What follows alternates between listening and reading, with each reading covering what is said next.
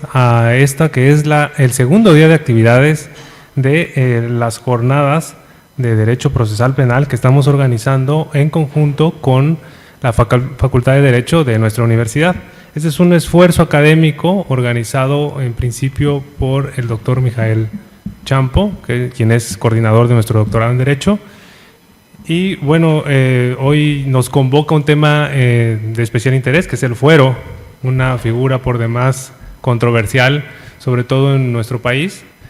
Y bueno, por las muchas de sus implicaciones, en algún punto incluso se llega a relacionar el sentido común, las personas de a pie, digamos, lo vemos o lo pensamos como una carta de impunidad, casi. Entonces es una figura que sirve mucho poder compararla en un ejercicio como este, como el que se está proponiendo, y saber cuáles son las diferencias, los alcances, las implicaciones que tiene respecto de pues, la figura en España, ¿no? Nosotros tenemos el caso mexicano, con sus particularidades, por supuesto, y con experiencias específicas, pero pues vamos a escuchar también al doctor Chozas con sus aportaciones. El doctor Chozas ya estuvo con nosotros ayer y bueno, voy a leer muy brevemente su semblanza para que podamos escucharlo. Y por otro lado, también del doctor, nos lo ahorramos. Y por otro lado, pues también tenemos al doctor Manuel Ocampo, quien es pues el director de nuestro instituto y quien conoce en gran medida esta figura, además de que tiene una visión muy cercana a la de las personas que nos acompañan, entre investigadores, académicos, académicas y estudiantes, porque pues él se formó en estas aulas, en la maestría y en el doctorado, y bueno, ahora está al frente del Instituto de Investigaciones Jurídicas de la Universidad Autónoma de Chiapas. Nos vamos a ahorrar, a petición del interesado, la presentación, pero bueno, vamos a tener un ejercicio parecido al de ayer, 2 intervenciones de entre 25 y 30 minutos para que podamos acercarnos a esta figura. Ya después daremos paso a lo que sería una sección de preguntas para no hacerlo tan tedioso, digamos, ¿no? Incluso me parece que, si lo permiten, quienes están aquí al frente, podríamos interrumpir en algún punto y hacer un ejercicio un poquito más dinámico. Si así fuera, pues por favor nos hacen llegar, nos alzan la manita y entonces tratamos de ir interrumpiéndonos, ¿no? Para no hacerlo tan acartonado. Bueno, entonces cedo el uso de la voz a nuestro invitado especial. ¿Usted empieza? Perfecto. Gracias. Muchas gracias, Edgar. También me voy a ahorrar los agradecimientos, ya los hice ayer, los doy por reproducidos en este momento. Y nada, me siento nuevamente honrado. Eso sí, tengo que volver a agradecer por su contumacia, su presencia aquí a los que están presentes y los que están presentes en la distancia a través de las nuevas tecnologías que tanto nos ayudan. Vuelvo a enviar un efusivo abrazo al coordinador del evento, a Mijael Champo, con el que he tenido la oportunidad de chatear esta mañana. Sí. Y le vuelvo a mandar un fuerte abrazo, querido Mijael, y a ti te lo dedico. Vamos a hablar hoy, ayer estuvimos hablando de los principios del proceso penal y quise dejarles una idea así flotando, una idea que me parece muy importante, que los principios o son muy pocos y muy sólidos o no son principios. Algunas veces, cuando hablamos del fuero, cuando hablamos del juez ordinario predeterminado por la ley, porque de eso vamos a hablar ahora, se suele referir a esta institución o a este derecho también como principio. Vaya por delante mi opinión acerca de que estamos hablando de un derecho fundamental,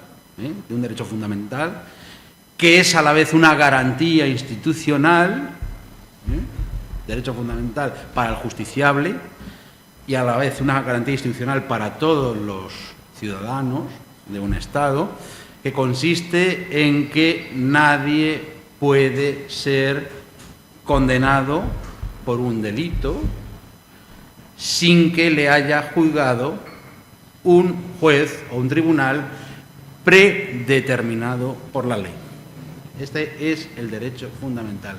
Nadie puede imponerme una pena si no es el juez que estaba establecido previamente a algo. Esta es una garantía institucional, es un derecho fundamental que incorporan en Europa todas las constituciones posteriores a la Segunda Guerra Mundial.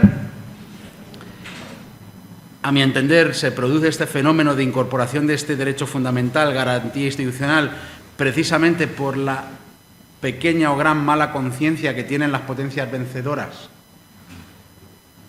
tras la Segunda Guerra Mundial, porque se crean tribunales ad hoc para enjuiciar a los vencidos. Ya sabemos que eran muy malos, malísimos los vencidos, que había razones históricas, razones políticas, razones económicas, razones de rabia, razones de devolver el golpe, pero no había tantas razones jurídicas para crear un tribunal específicamente para enjuiciar a los que han sido vencidos. Porque este derecho fundamental, esta garantía institucional, lo que quiere evitar es, en definitiva, en un sentido amplio, la creación de un tribunal ad hoc, un tribunal especial para enjuiciar a mis enemigos o para enjuiciar a mis amigos. Eso está muy mal desde un punto de vista jurídico-procesal. El tribunal tiene que ser anterior, no posterior a, ya veremos si al delito, si al proceso. No podemos inventarnos un tribunal que nos favorezca o que perjudique a alguien. En definitiva, esta institución, el juez ordinario predeterminado por la ley, como así lo denominamos en España, quiere potenciar la imparcialidad y la independencia del tribunal, porque si ya está creado previamente, nadie puede manipular, en definitiva, quién va a enjuiciar. Bien, este derecho fundamental que se incorpora y está así establecido en el artículo 24.2 de la Constitución Española. En la Constitución Española los derechos fundamentales están regulados en una sección determinada, desde el artículo 14 hasta el artículo 29 de la Constitución, y tienen, pues lógicamente, como derechos fundamentales que son una garantía privilegiada, una protección privilegiada, a través del recurso de amparo. Nuestro recurso de amparo es más modesto que el mexicano, que es mucho más amplio, pero tiene en su vertiente fundamental esa eficacia, la defensa de los derechos fundamentales. Pues el artículo 24.2 de la Constitución Española de 1978 incorpora este derecho fundamental en los siguientes términos.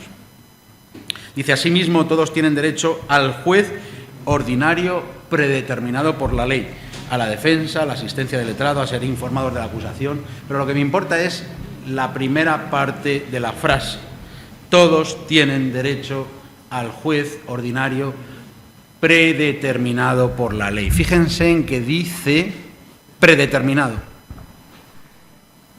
El prefijo pre es muy importante. Predeterminado por la ley. No dice determinado por la ley. La diferencia sustancial. Si para que un tribunal actúe correctamente basta con que esté determinado por la ley, la determinación puede ser posterior al caso. Pero si la Constitución exige la predeterminación, el tribunal tiene que preexistir a algo. Ya veremos, dejamos así, en suspenso, a qué momento nos estamos refiriendo, porque la solución no es universal, no es la misma en todos los sitios.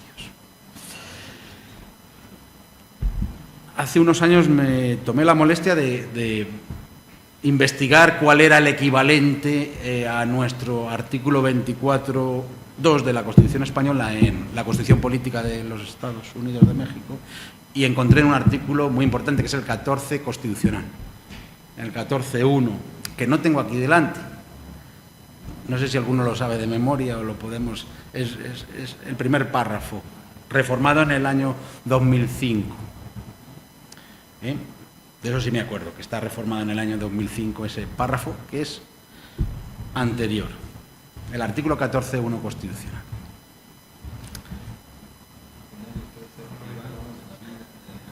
Empieza así, nadie puede ser privado de la vida, tal. Habla del proceso penal y en un momento determinado dice de un juez anterior al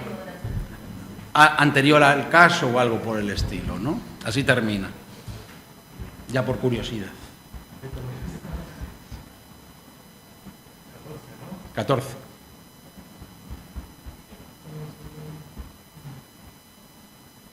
Salvo que me haya equivocado, que puede ser. No, sí está bien. Los actos privativos. No, ese es el 30, tienes que subir más. Tienes que subir. Tranquilo.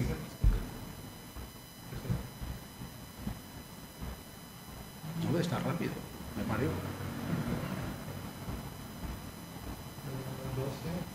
Eso es, ese.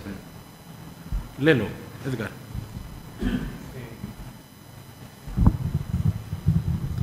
Dice, a ninguna ley se dará efecto retroactivo en perjuicio de persona alguna. Nadie podrá ser privado de la libertad o de sus propiedades, posesiones o derechos, sino mediante juicio seguido ante los tribunales previamente establecidos.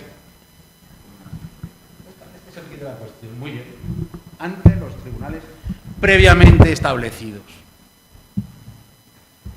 Muy similar al 24.2.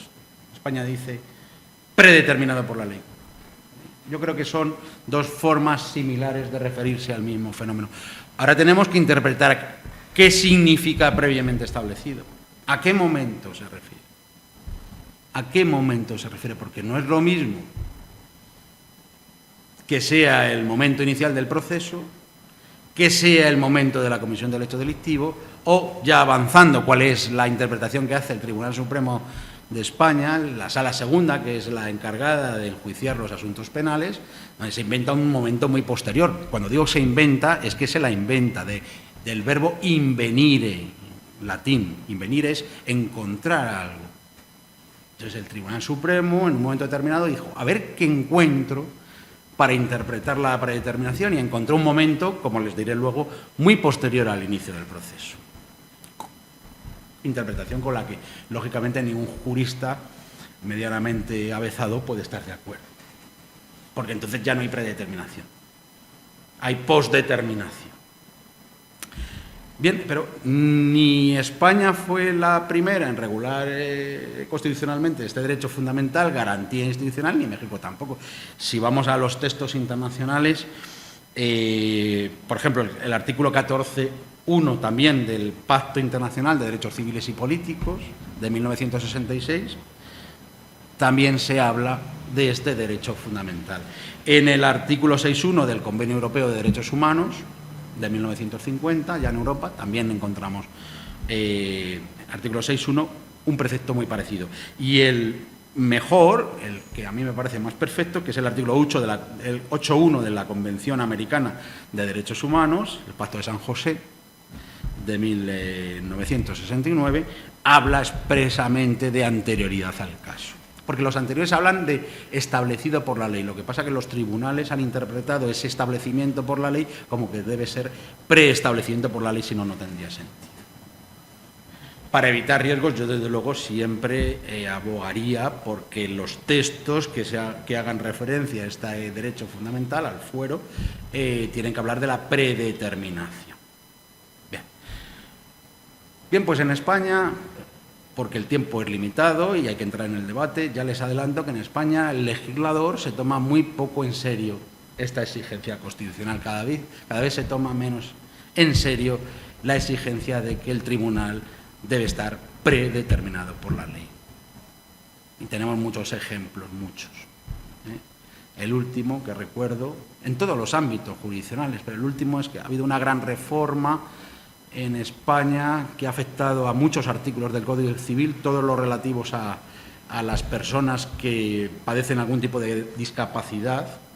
Ha desaparecido en España la vieja terminología de la incapacitación y de incapaces. Ya no podemos hablar técnicamente de incapaces, sino de personas con discapacidad, con necesidades de apoyo.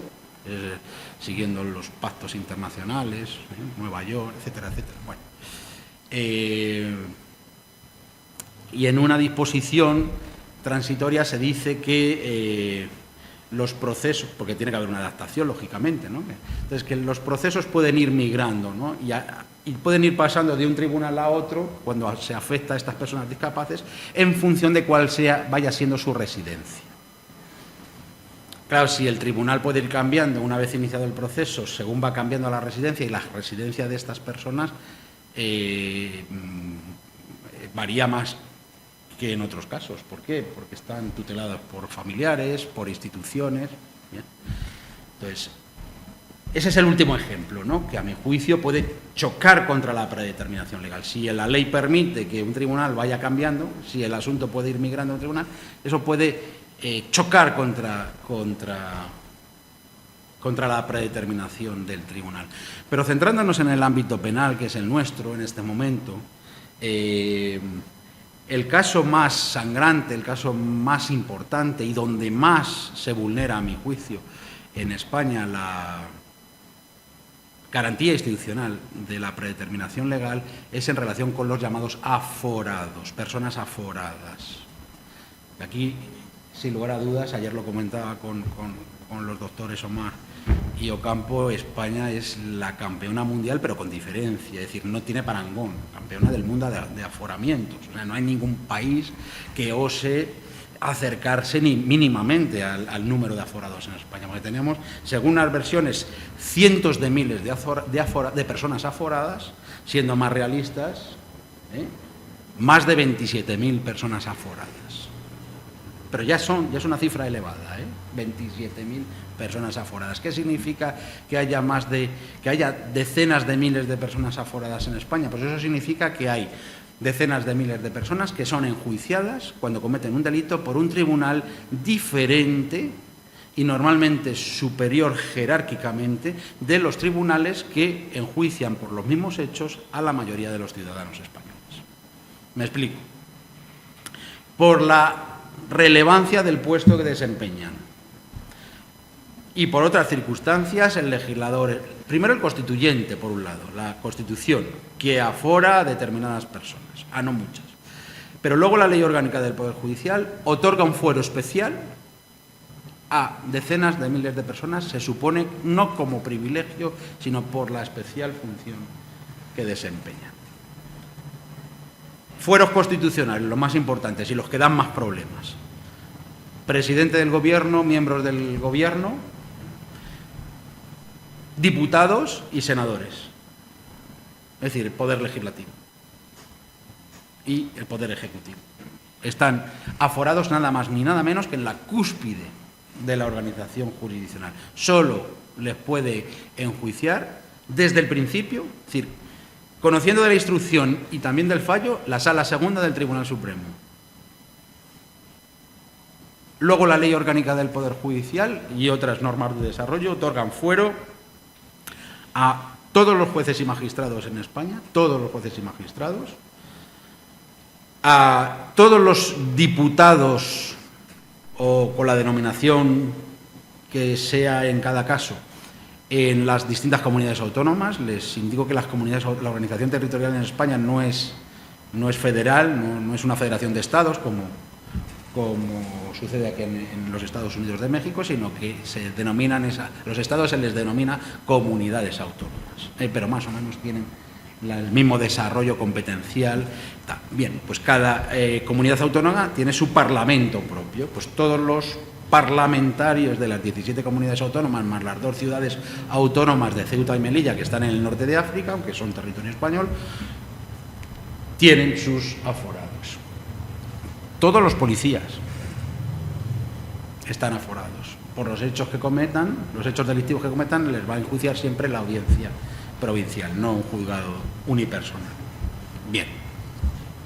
Para que vean el gran número de personas que van a ser enjuiciadas si cometen un hecho delictivo por tribunales distintos de los que enjuician a los profesores, a los fruteros, a los plomeros, a los ciudadanos de a pie. No vamos a centrarnos en si esto es un privilegio o no es un privilegio. El Tribunal Constitucional ha dicho hasta la saciedad que no lo es, que no es un privilegio, que es un tratamiento especial por la razón específica del cargo que desempeñan, una protección del cargo, no de la persona. No vamos a entrar en distinguir el aforamiento de otros privilegios, digamos, que debidos, para entendernos, como es la inviolabilidad o la inmunidad. Es decir, los diputados y senadores en España no pueden delinquir por las opiniones que emitan, que profieran en sede parlamentaria en el ejercicio de su función parlamentaria. Ayer mismo una sesión muy importante en España y un político acusó a otro de ser cómplice de un golpe de Estado, ¿no? Y le replicó, claro, te amparas en tu inviolabilidad, si no, no te atreverías, vamos a la calle y me lo dices. Bueno, estas cosas de nuestros políticos, ¿no? No te atreverías si no fuera con él, porque estás parapetado detrás de la inviolabilidad. Bien, luego hay otra institución distinta del aforamiento y de la inviolabilidad, que es la inmunidad, que no pueden ser detenidos si no es en caso de delito flagrante. No vamos a entrar en distinguir estas instituciones, damos por supuesto que nos centramos en el fuero.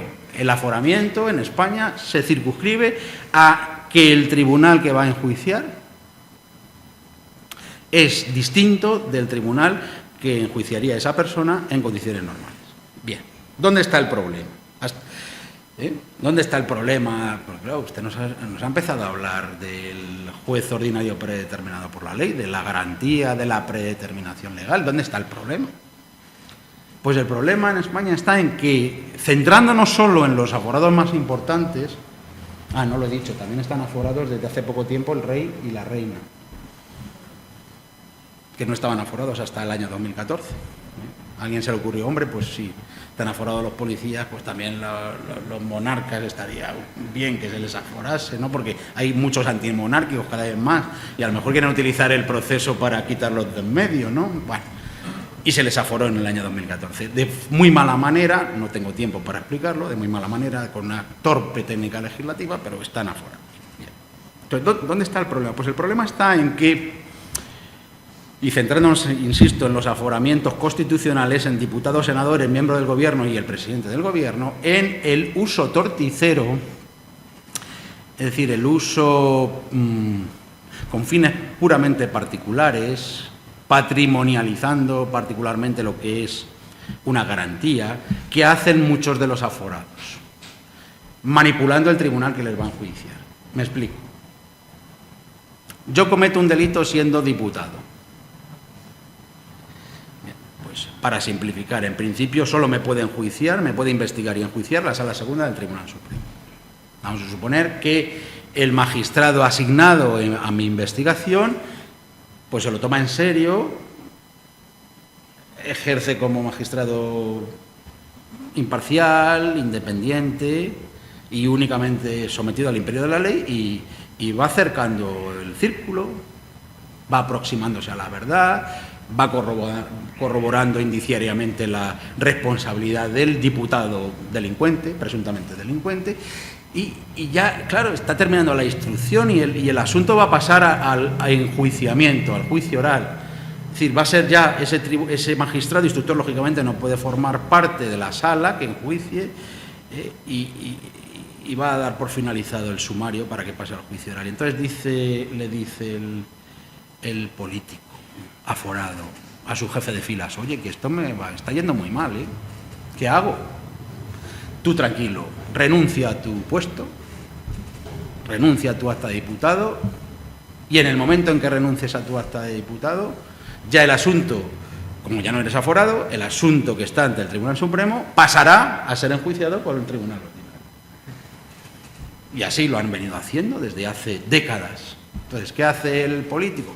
Renuncia al fuero y el asunto pasa al juez de instrucción del lugar donde se había cometido el hecho delictivo. Desaparece el fuero. El caso que les estoy contando no es una película de ficción, es un caso real. Entonces, ese diputado, lógicamente logra mucho tiempo, es una válvula de escape, ¿no? Ese asunto que ya estaba a punto de ser enjuiciado, se sobresee, se archiva y se remite al juzgado de instrucción.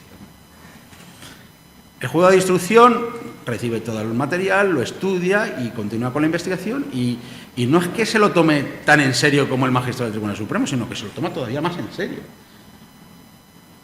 Y además añade más delitos. En la instrucción dice, no, es que se ha quedado corto el Tribunal Supremo en su investigación, es que hay 5 delitos más conexos de malversación, de defraudación, Hacienda. Bueno, entonces, ese mismo político dice, pero si esto es peor, ¿a dónde hemos llegado? Si estamos peor que antes, si lo sé no vengo. Y se lo vuelve a consultar al jefe de filas, y el jefe de filas le dice, no te preocupes, tenemos elecciones al año que viene, presidenciales. Me suena, ¿no?, lo de las elecciones al año que viene, ¿no? Pues no se preocupe.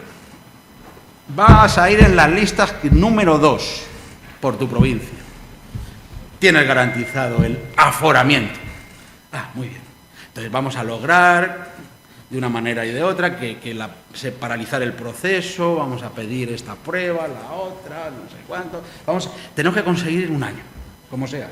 No es difícil conseguir un año en sede judicial. Se producen las elecciones,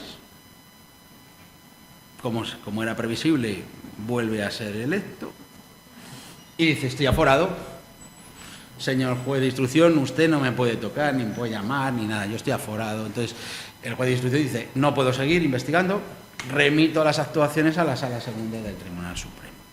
Bien, esto está pasando en España, no es ninguna... puentecito de ciencia, está pasando desde hace décadas continuamente, se lo puedo asegurar, eso está en este libro.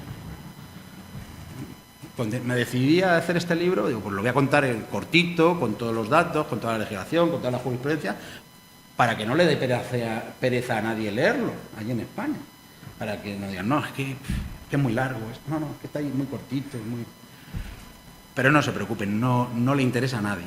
No me hacen ni caso, porque el Tribunal Supremo sigue haciendo lo que les voy a contar ahora. ¿Por qué les vale a los aforados constitucionales, a diputados y senadores, para abreviar? También lo hacen otros, pero estos son los más llamativos. ¿Por qué les vale? ¿Por qué el asunto salta? Yo lo llamo en el libro, ¿por qué existe este peregrinaje? Peregrinaje de un asunto, de un juez a otro, de un juzgado a otro, para abajo, luego para arriba, ahora... Eso en definitiva consiste, el justiciable, el sujeto pasivo, está eligiendo al pueblo, con hechos propios, unilaterales, está eligiendo el tribunal, cosa que no podemos hacer otros.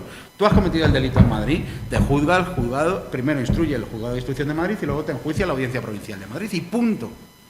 Ahora, si yo me aforo, pues será el Supremo, a la mitad. Y viceversa si dejo el aforamiento.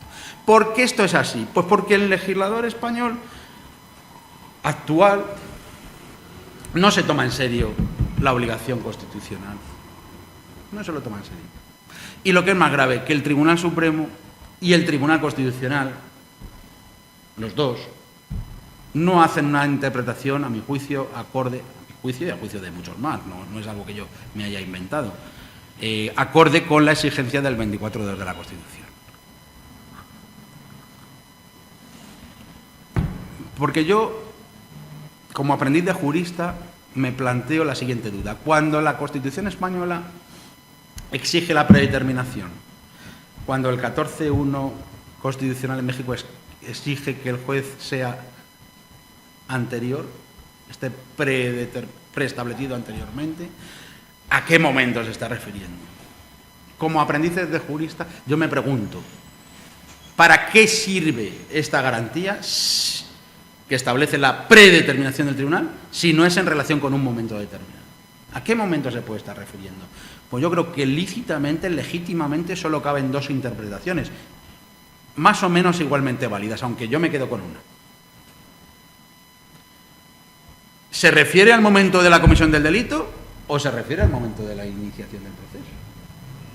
No cabe otra, o una de dos. O la predeterminación se refiere al momento inicial del proceso, o la predeterminación se refiere al momento en el que se ha cometido el hecho delictivo. Es decir, el delincuente debe saber que en el momento en que comete el hecho delictivo, si la justicia actuara automáticamente, inmediatamente, el tribunal que le debe enjuiciar es el que está establecido en la ley, en la norma. En ese momento, no en el del delito, aunque comprendo que es una solución admisible, que el legislador ordinario u orgánico diga, se cumple con la predeterminación legal si se elige bien el tribunal en el momento en el que se interpone la querella o en el momento en el que se interpone la denuncia, que es el momento a partir del cual se da el pistoletazo de salida para que actúe la justicia penal. Yo lo comprendo, pero si me tengo que quedar con una, me parece que la interpretación que es más acorde con el principio de seguridad jurídica es la del momento del hecho delictivo. Porque si se dan cuenta, entre el momento en que se comete el hecho delictivo y el momento en que se inicia el proceso pueden transcurrir días, meses, incluso años. Pensemos en un asesinato y ocultamiento del cadáver, que el cadáver aparece a los 5 años. Pueden haber pasado muchas cosas, propiciadas por el propio delincuente, para evitar el inicio del proceso. Y puede haber hasta cambiado el órgano jurisdiccional, puede hasta no existir el órgano jurisdiccional que estaba previsto. En definitiva, como es manipulable, no voy a entrar en casos reales que han sucedido en España con el procés catalán, que también ha estado afectado por esta garantía, ¿no? Porque allí hubo un decreto del gobierno en su momento que desaforó a un montón de miembros del gobierno catalán y les privó del fuero, por una decisión gubernativa. Eso sí, amparada por el Senado, pero por una decisión gubernativa se les desaforó. ¿Puede un gobierno afectar, el gobierno de la nación puede afectar a un gobierno estatal quitándole el fuero durante la investigación? Yo creo que no debería. Otra cosa es que se puede hacer, pero no debería. Bien, yo creo que es más respetuoso con la seguridad jurídica la primera interpretación. Pero nuestro Tribunal Supremo, el Tribunal Supremo de España, no se sabe muy bien por qué. Bueno, ahora aquí les confieso que nos ve poca gente, sí sé por qué. Porque es la interpretación más beneficiosa para los aforados. Ha dicho ni el comienzo del proceso ni el día en que se cometió el delito. Es el comienzo del juicio oral. Fíjense el momento, desde que se comete el delito hasta que se abre la causa oral, el verdadero enjuiciamiento, es decir, ya ha pasado todo, si lo trasladamos al ejemplo mexicano, es decir, toda la función del fiscal, durante toda la función del fiscal puede haber aforamientos y desaforamientos y cambios en España, según la interpretación del Tribunal Supremo y del Tribunal Constitucional. Muchos nos rebelamos y pensamos que esa no es la interpretación más correcta, porque se le da un montón de tiempo a los aforados para aforarse o para renunciar al cargo. Y eso no es muy respetuoso ni con el principio de igualdad, porque a mí no se me permite hacer eso, ni con la seguridad jurídica. Y si analizamos, aquí lo digo, yo analizo desde 1837 hasta nuestros días todas las constituciones españolas, todas, desde 1837 hasta la de 1978, porque la de 1812 no decía nada al respecto, ni siquiera lo insinuaba, no se lo habían planteado nuestros próceres en 1812, por cierto, constitución que también rigió aquí. La constitución es que la historia es lo que tiene, el saber historia. Adriana, por osmosis, me ha acordado de eso. Gracias por corroborarlo. Bueno, pues todas las constituciones han dicho eso, anterior al caso. Y ha llegado ahora el Tribunal Supremo de España, con la anuencia del Tribunal Constitucional, que ya ha tenido más de una ocasión para desdecir al Tribunal Supremo y no lo ha hecho, pues ni el momento de la comisión del delito ni el inicio del proceso. La predeterminación se está produciendo, se está exigiendo en relación con el inicio del juicio oral. Y yo sostengo, modestamente, que esa interpretación no es acorde con la Constitución. Esa es una interpretación contra legem.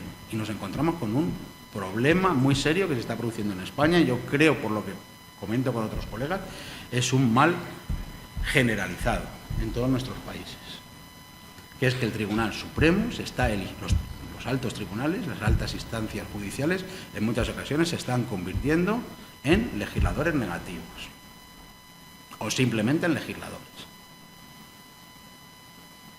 Y a veces tienen que hacerlo porque hay una laguna legal, pero cuando no hay una laguna legal y lo que se está diciendo judicialmente es lo contrario a lo que exige la Constitución, el problema es más grave. El problema es gravísimo. ¿Qué podemos hacer desde la academia? Pues señalar los problemas y detectarlos y dar soluciones. Otra cosa es que nos hagan caso. Yo no sé si me has cedido, supongo que sí. Ya estamos en tiempo. Bueno, pues para que haya debate lo voy a dejar aquí planteado, aunque da para mucho, y luego volvemos a intervenir. Muchas gracias.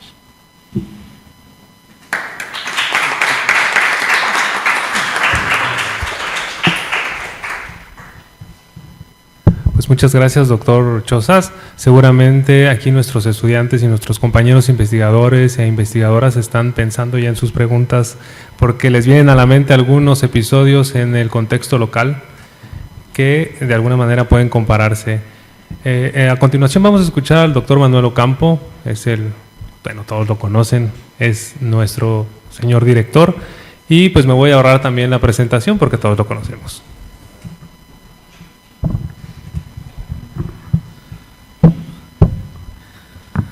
Buenas tardes a todas y a todos, pues continuando con esta jornada y el tema que nos ocupa, aunque ya la exposición del doctor Chozas ha sido extraordinaria, creo que ya nada más voy a tratar, como decimos aquí, de tropicalizar el asunto en lo que es no solo el Estado mexicano, quizás un poco lo que pasa en el Estado de Chiapas o a nivel de entidades federativas.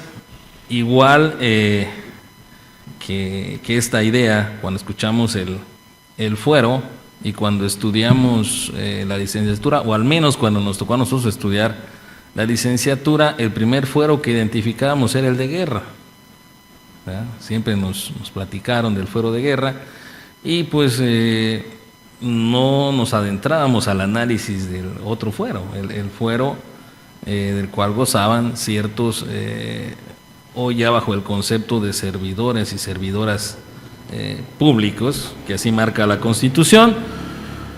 Originalmente, o en algún momento de la historia del derecho constitucional mexicano, hablábamos de los famosos altos funcionarios de la administración pública. Sin duda alguna, el personaje central, o en el esquema mexicano, el personaje central ha sido el presidente de la República y su situación en relación a el tema del proceso penal, pero cierto, ya ve por la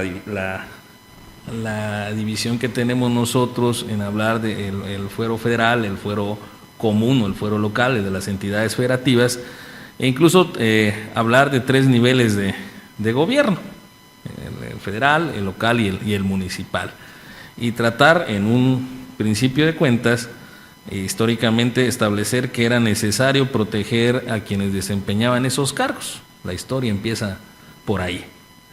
Vamos a proteger a quienes desempeñan esos cargos de libre ejercicio de la función, más bien la función que estaban desempeñando. Creo que ese es el espíritu o la idea inicial. Años más tarde la administración pública se fue creciendo y surgieron órganos constitucionales autónomos y ellos también tuvieron que gozar de esa cuestión, de ese fuero, para poder desempeñar igual sus funciones, ¿no?, dentro del Estado mexicano. Pero tenemos, decíamos, el esquema federal, lo federal y lo local.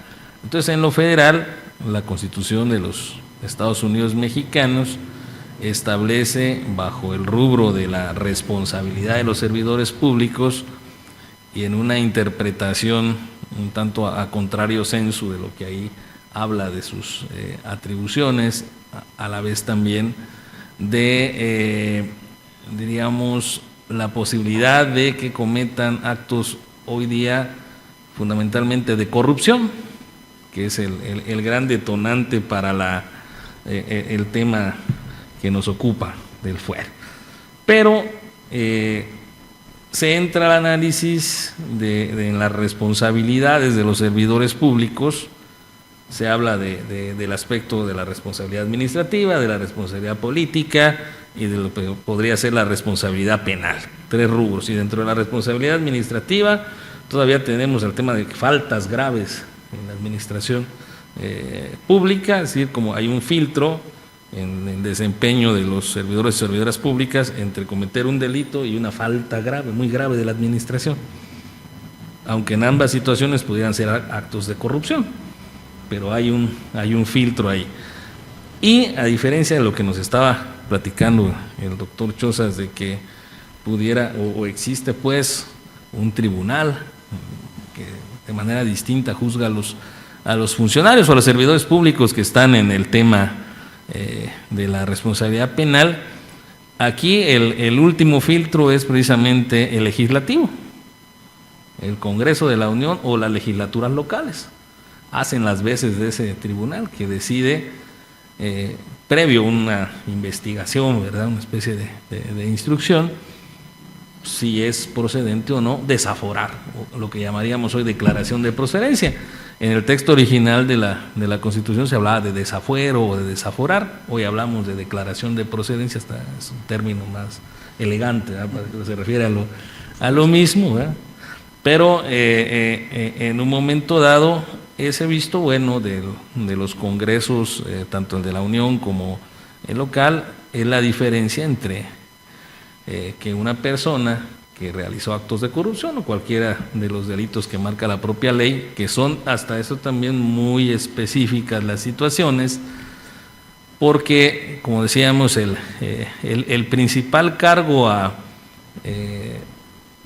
que se debe proteger de acuerdo a la interpretación que podríamos dar es el de presidente de la República, porque nada más puede ser imputado y juzgado por traición a la patria, hechos de corrupción, delitos electorales, ¿no? Fundamentalmente, y aquellos que pudieran ser enjuiciados, pero está muy difícil cumplir con esa hipótesis. Ha ocurrido en el caso de gobernadores ya de las entidades federativas, algunos procedimientos locales que han tenido éxito, pero también tienen la posibilidad pues de inconformarse. A lo que quiero llegar es que ese filtro, al pasar por el Congreso, pues obviamente tiene que ver con las mayorías que se tengan en los congresos. Y entonces se torna un tanto como política la decisión, ¿no?, de determinar si cierto acto fue o no, o es motivo para que deje el cargo la persona. Ahora, el concepto que se maneja en la Constitución política, hablando de responsabilidad de servidores públicos, central sería el de servidor público, porque hay una serie, pues hay una categorización de los servidores públicos. Están los que son electos por representación popular, pues los que son electos de manera directa en las elecciones, y el otro sector que atiende al Poder Judicial, ¿sí?, los que desempeñan actividades dentro del Poder Judicial, y los que desempeñan también los que serían funcionarios y empleados del propio Congreso de la Unión o empleados también de la Administración Pública Federal, aunque el concepto ahí es muy amplio al hablar de la Administración Pública Federal, e incluye también lo que estaba mencionando de los organismos constitucionales o los organismos constitucionales autónomos, como son el INEGI, el INAI, ¿verdad?, y otros más como el INE, que fueron incluidos aquí en esta lista por la labor que desempeñan. Y también en la Constitución Federal se hace referencia al destino en las entidades federativas de la responsabilidad de quienes gobiernan y también quienes participan en el Poder Judicial local y en los congresos locales y también en los órganos constitucionales autónomos de las entidades federativas. Es decir, la Constitución Federal aborda la posibilidad de intervenir en un momento dado con, para lo que decíamos antes era desaforar, hoy tramitar esa declaración de procedencia, incluso la federación en el tema de entidades federativas. Lo que sí no me queda claro, o yo no entiendo, es el tema de entidad a entidad, ¿verdad?, que de una entidad federativa puedan hacia otra entidad federativa pues tratar de iniciar alguna causa penal fuera de estas hipótesis, y pues hemos sido testigos de algunas cuestiones de esa naturaleza. Cuando hablamos de la competencia federal o del tema de la federación, entonces podríamos entender que si un gobernador del estado está en la hipótesis de algún tipo de responsabilidad penal federal, pudieran tramitar la federación, pero no cabe duda, de entidad federativa a entidad federativa. Es decir, si algún gobernador o legislador de una entidad federativa cometiera algún tipo de conducta que repercutiera en otra entidad federativa, esta pudiera en un momento dado pues determinar esa declaración de procedencia, o a quién le corresponde, o si la puede tramitar o no. En fin, se presentan muchas problemáticas. Ahora, en la vida real, o en el tema del fuero, decíamos hace un momento que la corrupción en nuestro país ha sido quizá el detonante de muchos de los cambios legislativos o de las adaptaciones que se van dando al tema del fuero. Es más, en algún momento de la historia quizá no era necesario incluso que existiera esa figura, porque quienes se dedicaban al servicio público actuaban o actuaron en algún momento en la impunidad. No era ni necesario el fuero, porque pues no eran perseguidos. Sin embargo, ha sido una figura que aparece y se mantiene en la Constitución, y que se ha ido transformando, porque de gozar de fuero, creo que quizá en los últimos 10 años ha habido una campaña de que no gocen de fuero las autoridades. O sea, dentro de la ciudadanía o dentro de la sociedad civil, al parecer la idea de que gocen de fuero las ciertas autoridades, pues es una especie como de permiso para poder delinquir. Entonces, desde esa visión de la ciudadanía hubo o hay todavía un movimiento empecinado en que ya no gocen de fuero.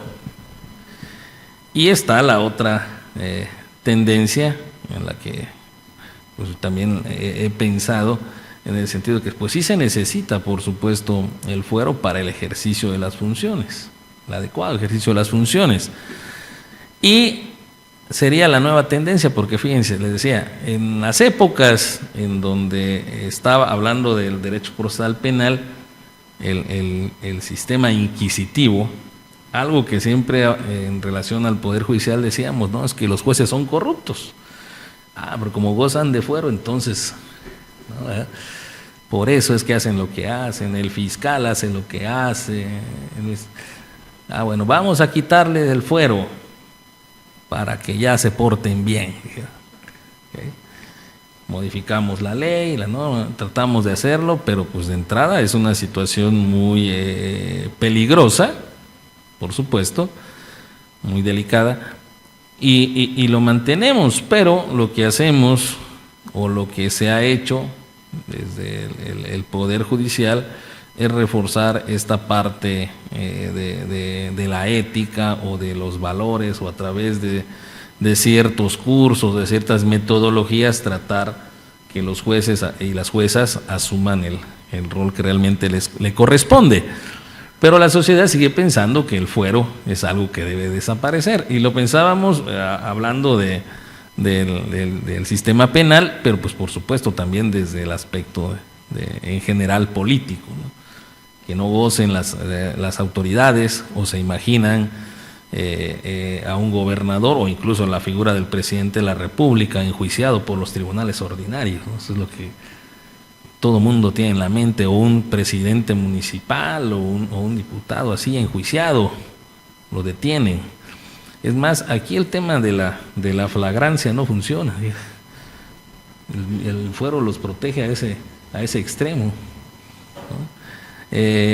Eso también detonó, recordando algunos de los casos a nivel local, por ejemplo, en donde en estado de ebriedad algunas autoridades municipales o de entidades federativas en flagrancia cometían, se encontraban en el momento, eran detenidos y pues todo era mediático en un momento y después olvidábamos el asunto y no sabíamos qué había pasado.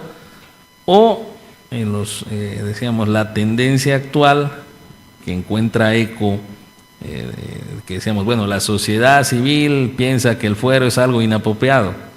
Okay. Pero entonces eso se retoma o lo retoman algunos grupos en el sentido de presionar para que desaparezca, hablando del Poder Judicial, ese fuero, y entonces siento como que se intenta forzar la decisión judicial y llevarla hacia un escenario, ¿verdad? A un escenario en donde, como decía el doctor Chozas, no me conviene que me juzguen me voy por otra alternativa, o bajo presión, ¿verdad? Bajo presión tomas la decisión judicial y eso a nadie beneficia. Entonces el tema constitucional del fuero en nuestro país se desprende de la idea de la clasificación de la responsabilidad de los servidores públicos, en donde sí se han presentado algunas situaciones de responsabilidad, pero no para los altos funcionarios. Recordemos, es más, la propia administración pública genera sus instancias investigadoras al interior, hablando de corrupción,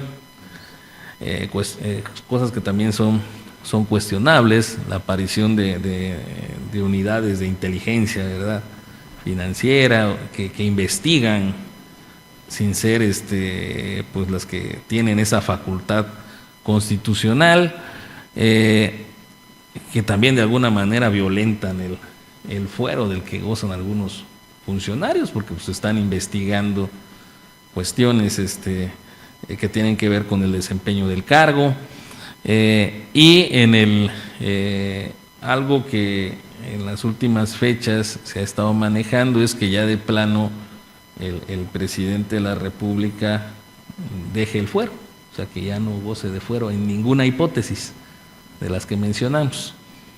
Creo que es parte de algo que se está ya trabajando como una iniciativa, o ya se propuso, que el presidente de la República ya no tenga ninguna hipótesis fuera, pueda ser juzgado por los tribunales.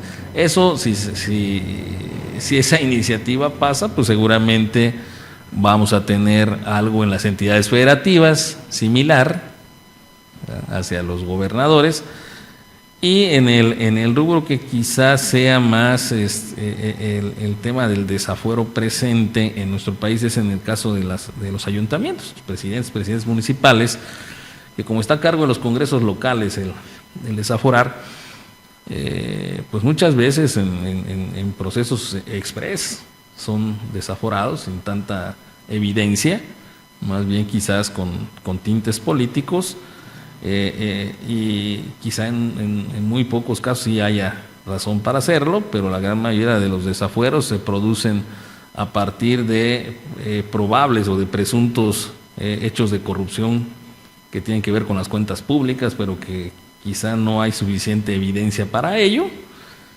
y que es la forma, digamos, o la salida más dada, más sencilla en el caso del sistema anticorrupción hoy, que el poder del sistema anticorrupción está dado a una entidad que lo que hace es auditorías, pues, y ella decide si en un momento dado procede o no a iniciarse una carpeta de investigación, y una vez concluida esa investigación y si existe suficiente evidencia, pues ya pidan la declaración de procedencia. Y en el caso de en años como en años casi electorales, pues eso es uno de los puntos que se detona muchísimo, ¿no?, en los congresos locales, desaforar por un lado, y porque las consecuencias administrativas y las consecuencias, por supuesto, penales son totalmente distintas. Muchas veces algo que era penal se traslada al administrativo y se sanciona con una inhabilitación, nada más, o algo que era administrativo se traslada a lo penal y se va con mayor fuerza. Entonces es una línea, es muy tenue entre en el caso del análisis que pudieran hacer, porque insisto, como es el Congreso de la Unión, como es el Congreso local, el que al final del día va a emitir, pues, y mediante una votación va a determinar si declara o no la procedencia, pues para desaforar, pues va a bastar con que exista el suficiente número de legisladores a favor de una causa y de la otra, y con eso será suficiente para que puedan ya enjuiciarlo. Ahí sería ya las autoridades judiciales ordinarias o las federales, según corresponda lo que ahí no había un tribunal, digamos, especializado, sino sería ya la justicia ordinaria. Pero especial apunte es la responsabilidad política, que es una de las, la que más preocupa en el constitucionalismo mexicano, o la más delicada, porque ahí en el tema de la responsabilidad política es el propio Congreso también y el que toma la decisión, erigido en gran jurado, dice. Y entonces también temas que pudieran pensarse que deberían ser resueltos por un juez o una jueza, los va a resolver erigido en gran jurado un grupo de legisladores, que son algunas de las apreciaciones. Ahora, ¿hacia dónde vamos? Esta parte de la responsabilidad de los servidores públicos quizás es de los temas que en la Constitución suelen reformarse. El tema, por ejemplo, de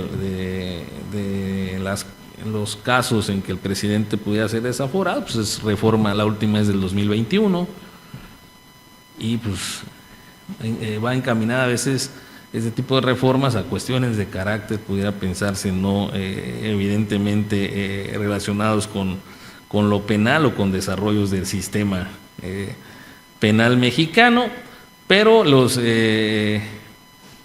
hoy día creo que en el caso del fuero, aunque todavía existe la tendencia en la sociedad a pensar que se deberían desaforar a los servidores públicos o que no deberían gozar de ese fuero, quizás se deba por la desinformación en el tema o el mal uso que hayan dado los servidores y las servidoras. Las dos cosas quizá, ¿verdad?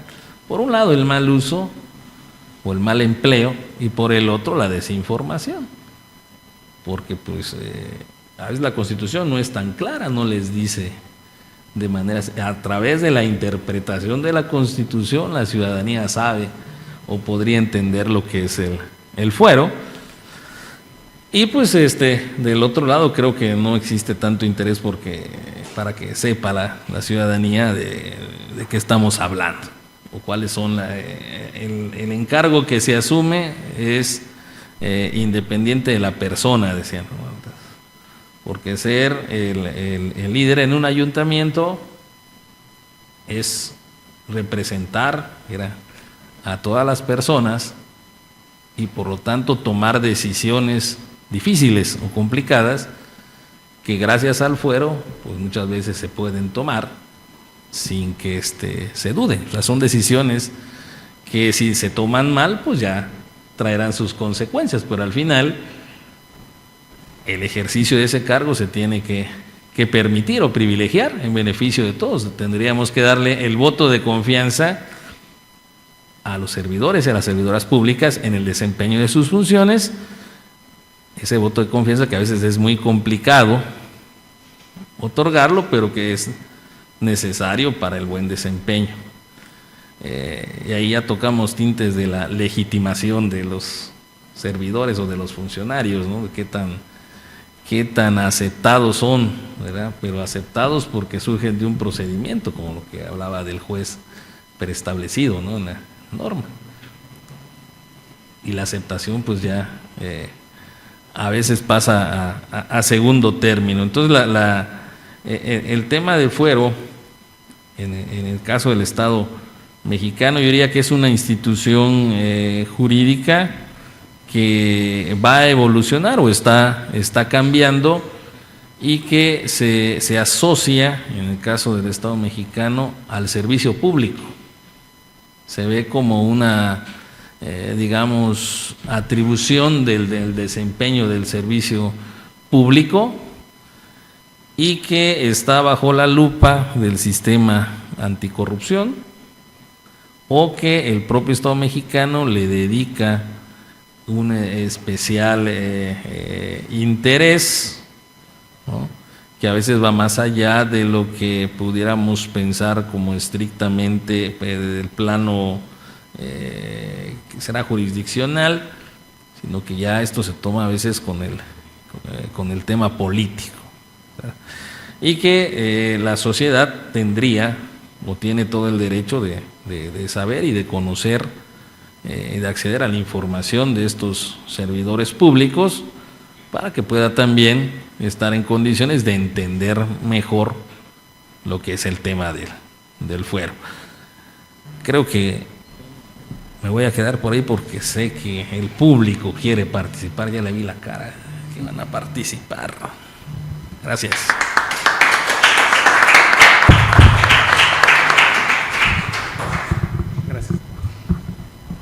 Muchas gracias, doctor Ocampo. Como bien dice, ahorita vamos a pasar a una sección de preguntas del público para que ustedes puedan también acercarse a las opiniones y apreciaciones de nuestros excelentes participantes. ¿Alguien que quiera participar de una vez?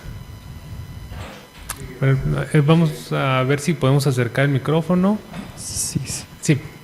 Gracias. Gracias, muchas gracias. Pues definitivamente bien interesante la exposición de esta figura, que si no mal recuerdo ya aparecía desde 1215 en la Carta Magna de Juan Sin Tierra, ¿no?, sobre los parlamentarios, ¿no?, que no tenían el derecho a ser juzgados solamente por el propio Parlamento.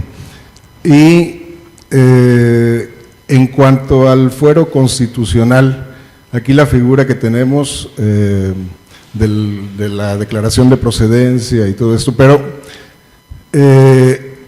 evidentemente se ha utilizado muchas veces esta inmunidad como impunidad, ¿no? Ha caído en eso. Mi duda respecto del proceso penal con la cuestión del fuero es, y yo no lo recuerdo, igual por aquí me pueden ayudar a recordarlo, ¿qué sucede, por ejemplo, con la prescripción? Sí, porque entiendo que el fuero no interrumpe la investigación que pueda hacer un fiscal sobre un delito, ¿no? El fuero puede interrumpir la prescripción en España, no sé, en México la verdad no me acuerdo, no lo recuerdo, pero me gustaría saber el caso de España. Y número dos, en cuanto al fuero jurisdiccional, en el ámbito, en la materia civil, es muy común, por ejemplo, incluso con criterios de la Corte, permitir esta prórroga jurisdiccional o prórroga de jurisdicción para equilibrar a las partes contendientes, ¿no? Un ejemplo clásico es cuando se firma un contrato de crédito entre un banco y un particular, en donde hay una cláusula de sometimiento expreso a una jurisdicción distinta, y varias veces se ha decidido que no se aplique esta cláusula de sometimiento para equilibrar la estructura del banco con la del particular, para que pueda litigar en su propio fuero, ¿no? Para equilibrar. Ahora, en el ámbito penal, ¿en qué casos, entendiendo que hay un abuso, como usted lo ha comentado, en qué casos podría justificarse, además de este ejemplo que nos dio de personas con capacidades diferentes o discapacitados? Gracias.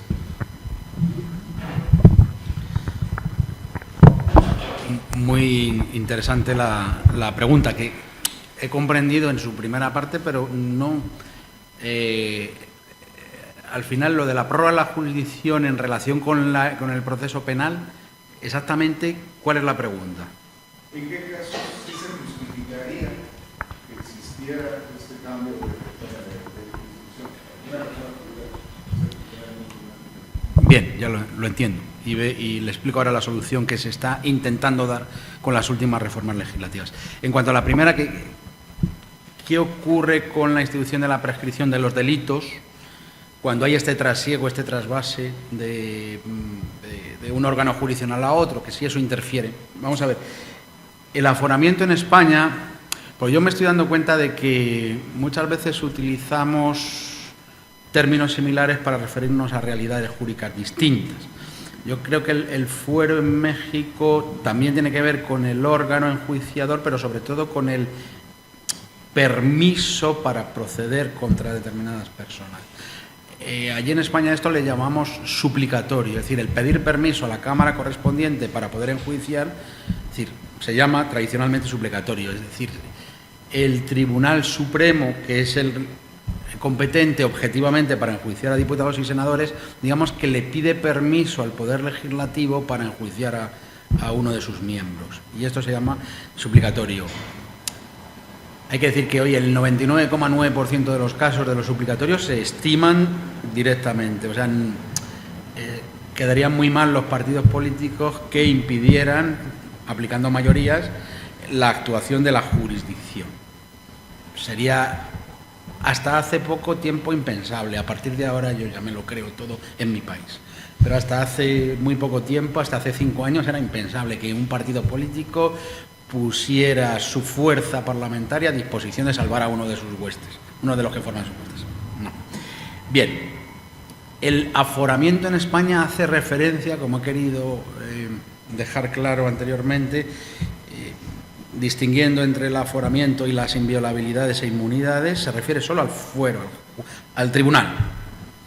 Fuero viene de foro, foro es el tribunal desde la época romana, y lo que vienen a decir las normas de aforamiento es que a estas especiales personas por sus relevantes cargos públicos solo les enjuicia este tribunal, que es superior jerárquico, en algunos casos la cúspide de la jurisdicción ordinaria, el Tribunal Supremo, el que enjuicia a esas personas, pero no afecta a las normas de procedimiento. Por lo tanto, ¿qué dice en España, como en todos los sitios? Más o menos. Esto es algo universal.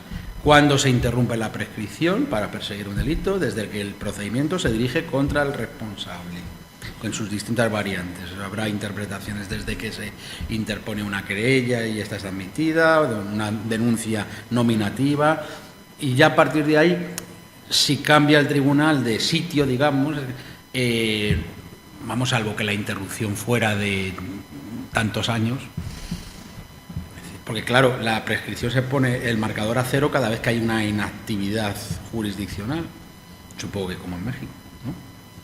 Entonces se pone el a cero, pero claro, la prescripción de los plazos de prescripción de los delitos van variando en función de la mayor o menor gravedad. Hay algunos delitos en España que son imprescriptibles, los más graves, los de lesa inhumanidad, pero luego pues hay plazos de prescripción de 10 años, de 15 años, de 10 años, bueno, empezando por el máximo, de 25 años, de 15 años, de 10 años, hasta llegar a los delitos leves que prescriben a los 6 meses.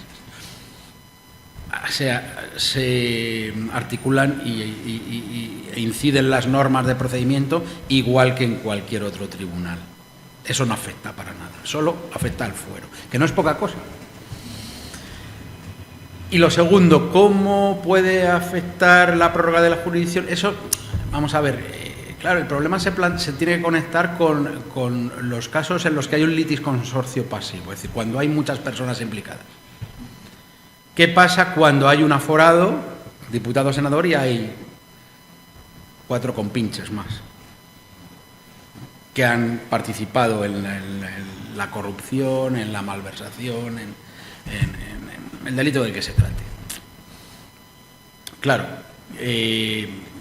siempre en España se habían venido aplicando las normas específicas de la conexión de los delitos, que venía a decir, si hay varios implicados, uno aforado y varios no aforados, el aforado atrae para sí a los no aforados y el fuero se les impone a los demás, porque hay una conexión objetiva o subjetiva en ese hecho delictivo. No tenemos tiempo para ver los casos concretos en los que, según el artículo 17 de la Ley de Enjuiciamiento Criminal, hay conexión.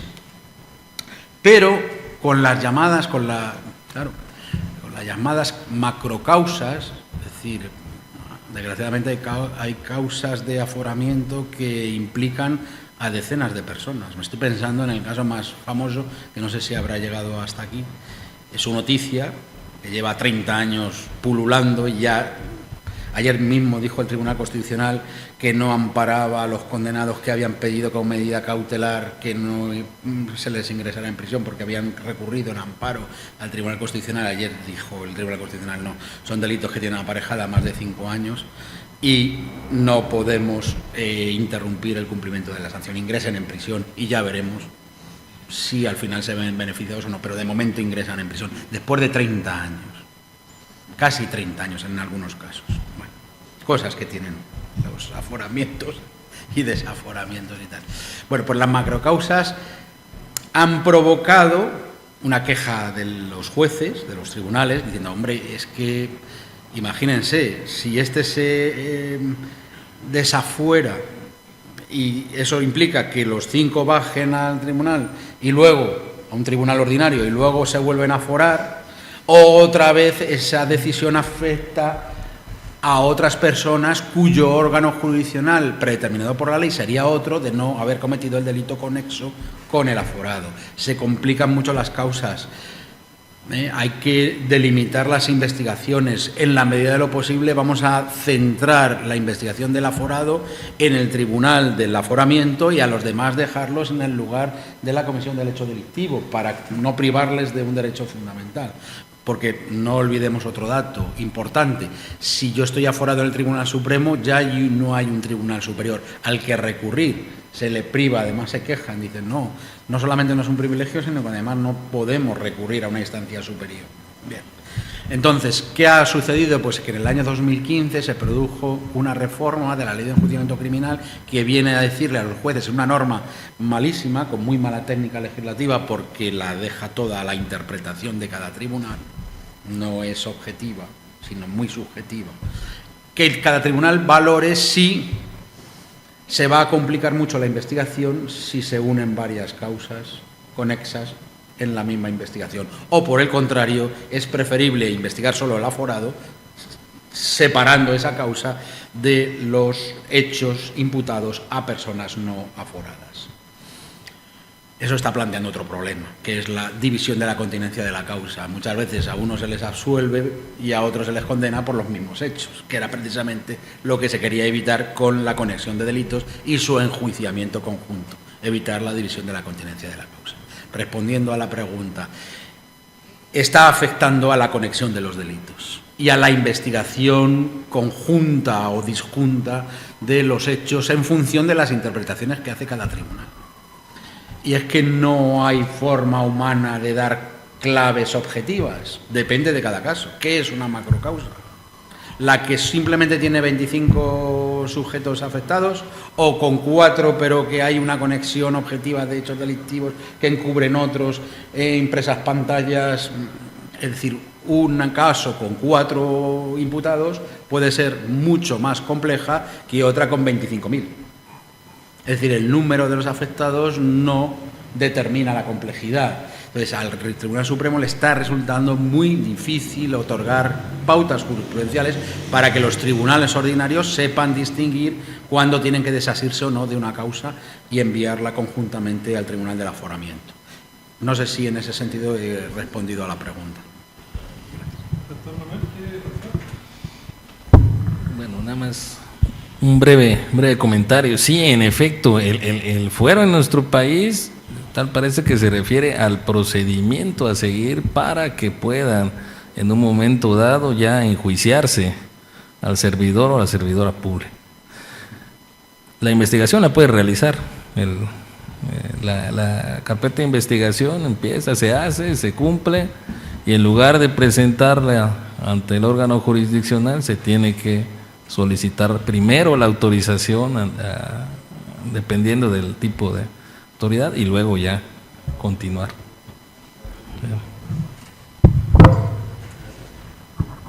Sí, escuchamos a alguien más que quiera hacer alguna pregunta, por favor. Muchas gracias. Si nos pueden apoyar, muy amables. Gracias. Sí, vemos que pues es muy distinta, ¿no? La figura, pues en México es más como de la procedencia y que se tiene que solicitar ante pues el Congreso del Estado esta solicitud de procedencia para poder ser puesto a juicio, ¿no? El servidor o la servidora pública. La duda que tengo es los alcances del fuero respecto a que si es un funcionario municipal o del Estado,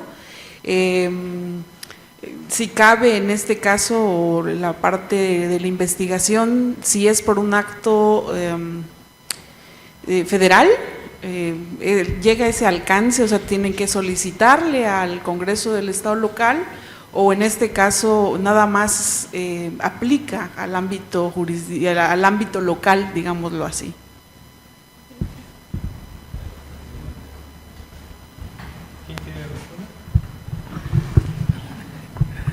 Buena pregunta, dije. Bien, en la Constitución se refiere, bueno, hablando de las entidades federativas primero, se refiere a delitos del orden federal, para empezar, nada más, ¿no? Cada entidad federativa tendrá su propia forma de atender. Ahora, en el caso de los presidentes municipales, si se tratara de que cometieron algún delito federal, ahí no tienen ningún tipo de defensa, bueno, hablando del fuero, pues, como ello. Si se trata de delito, sobre todo el indicador es el tipo de delito, son delitos graves. Generalmente en las entidades federativas tienen que pasar por la declaración de procedencia. En los no graves, no. Ese sería el indicador. Ahora, en los federales sí, no aplica.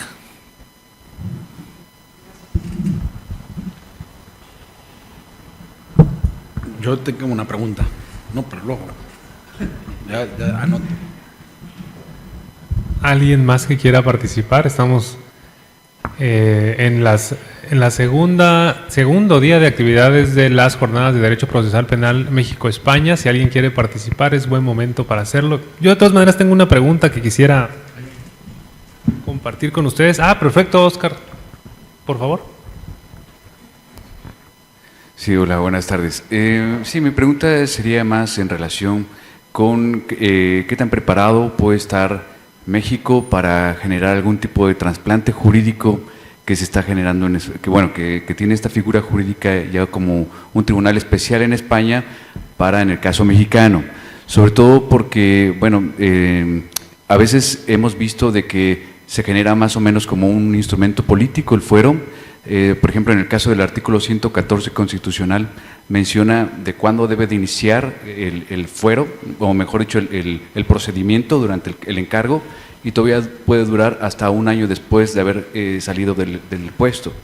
Entonces, a veces se le ocurre, no digo nombres de mandatarios, ¿no?, pero se les puede ocurrir usar el instrumento de la encuesta popular, ¿no?, o de la consulta popular del artículo 35, en donde trate de generar un termómetro social de enjuiciar a los expresidentes o algo relacionado al respecto, en donde al principio, eso sucedió en 2021, donde al principio no estuvo muy bien planteado y tuvo que intervenir incluso la Suprema Corte de Justicia, ¿no?, para generar nuevamente las preguntas que se deben de generar, ¿no?, de manera un poco más certeras de esto. Entonces la pregunta sería, ¿qué tan preparado podría estar México para un trasplante jurídico de esta naturaleza que pueda resolver estos tintes políticos que se le carga mucho la mano al Congreso local, o al Congreso federal, y en el caso de los congresos estatales, a lo mejor evitar un poco algún tipo de controversia constitucional, ¿no? Gracias. Entiendo que es más dirigida a Manuel, ¿verdad? Se volvió mi show, dice. Como que es un tema que aquí en México está muy en boga, ¿verdad? Cierto. Buena pregunta, Oscar. Fíjate que no sé si el tema sea que estemos preparados, ¿no?, como ciudadanía. Yo creo que preparados como ciudadanía estamos, ¿no? Más bien que sea un tema de una decisión que toman quienes están en el ejercicio del poder, más bien, porque pues de ahí va a venir el punto.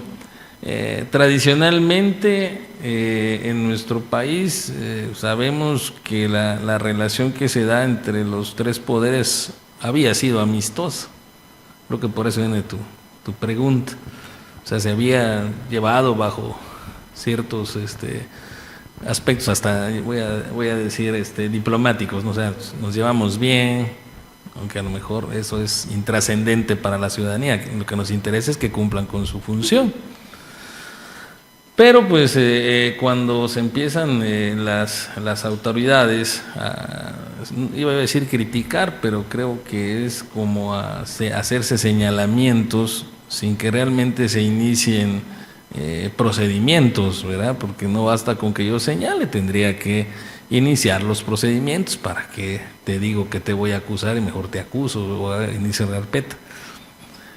El diseño quizás de una figura así como existe en España, de un tribunal de enjuiciamiento para estos personajes, un tribunal, pero sí del Poder Judicial, a mí se me hace interesante, pero no sé a los que toman las decisiones, ¿verdad?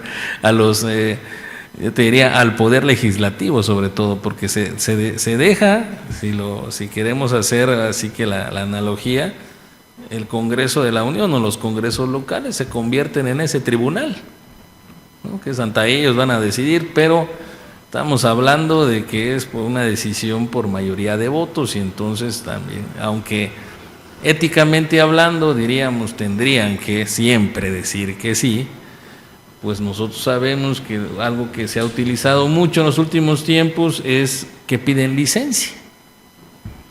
Como comentaba el doctor, piden licencia porque se separan del cargo de manera voluntaria.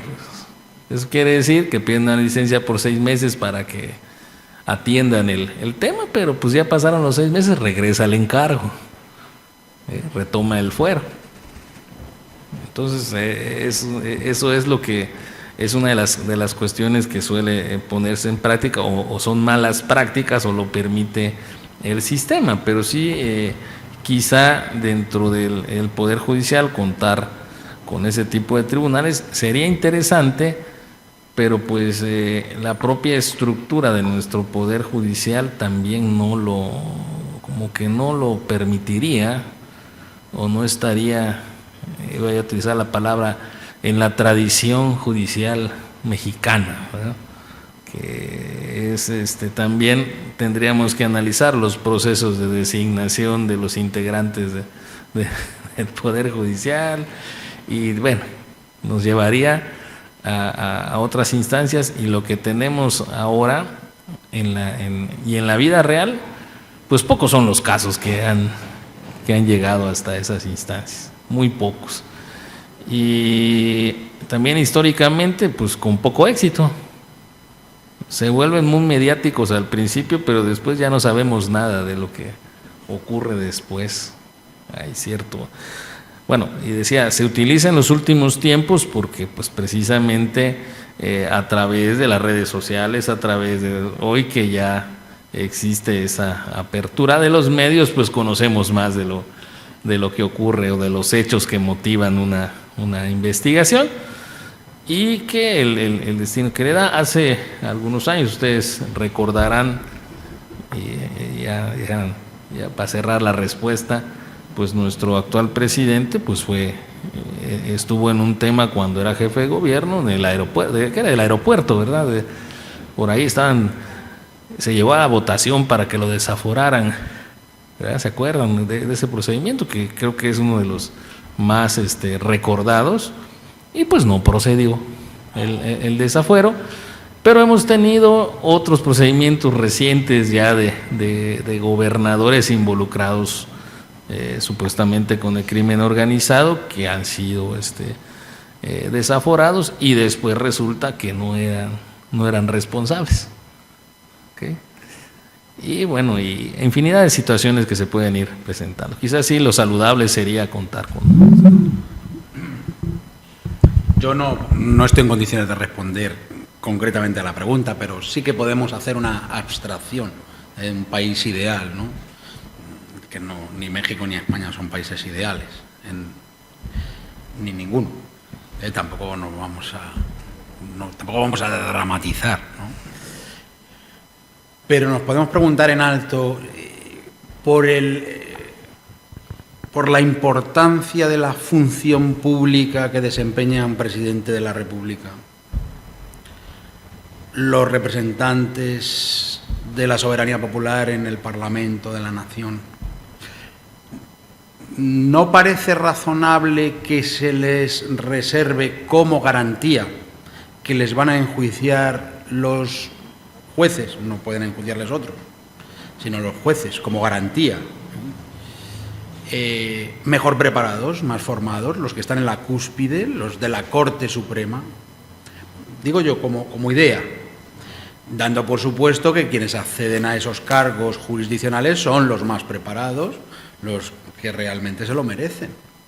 En esta Arcadia ideal, yo creo que no es una idea descabellada el proteger la función de ciertos representantes públicos o ciertos servidores públicos. Y a mí no me parece que la previsión de la Constitución española sea descabellada. Proteger al Gobierno y proteger diputados y senadores. Yo añadiría a otros servidores públicos, y ahí lo cerraría,